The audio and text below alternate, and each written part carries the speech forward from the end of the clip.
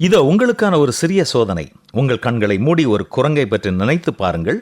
இப்போது அடுத்த ஒரு நிமிடத்திற்கு அந்த குரங்கை பற்றி நினைக்க கூடாது என்று மனதிற்குள் தீர்மானித்துக் கொள்ளுங்கள். என்ன, குரங்கை பற்றிய நினைவை உங்கள் மனதிலிருந்து விலக்கி வைக்க முடிந்ததா?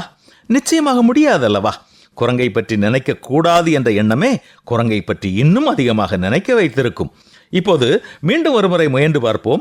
அடுத்த ஒரு நிமிடத்திற்கு ஒரு பூனையை பற்றி நினைத்து பாருங்கள்.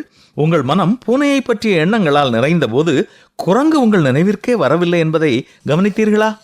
நம்முடைய வாழ்க்கையிலும் அப்படித்தான். நாம் தீவிரமாக விலக்க நினைக்கும் கெட்ட எண்ணங்களை மனதிலிருந்து துரத்த முயல்வது மிகவும் கடினம்.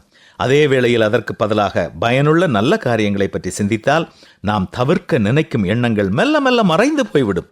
ஒரு கெட்ட பழக்கத்தை நீங்கள் கைவிட முயலும் போதெல்லாம் மீண்டும் மீண்டும் அதே பழக்கத்திற்குள் விழ அதிக வாய்ப்புள்ளது.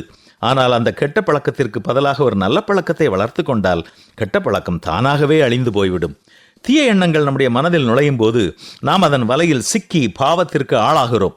வேதாகமம் கூறுகிறது, இறுதியாக சகோதர சகோதரிகளே, உண்மையுள்ளவைகள் எவைகளோ, கண்ணியமுள்ளவைகள் எவைகளோ, நீதியுள்ளவைகள் எவைகளோ, தூய்மை உள்ளவைகள் எவைகளோ, அன்புள்ளவைகள் எவைகளோ, நற்கீர்த்திகள் எவைகளோ, புண்ணியம் எதுவோ, புகழ் எதுவோ, அவைகளையே சிந்தித்துக் கொண்டிருங்கள். இன்றிலிருந்து இந்த எளிய முயற்சியை தொடங்குங்கள். தேவனுடைய வார்த்தையை தியானியுங்கள்.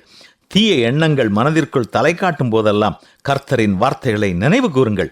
கடவுளின் உதவியோடு நீங்கள் தீய எண்ணங்களை மேற்கொண்டு உங்கள் மனதை தேவ பக்தியால் நிரப்புவீர்கள். அது உங்கள் வாழ்க்கையிலும் பிரதிபலிக்க தொடங்கும். இன்றே முயற்சி செய்து பார்ப்போமா?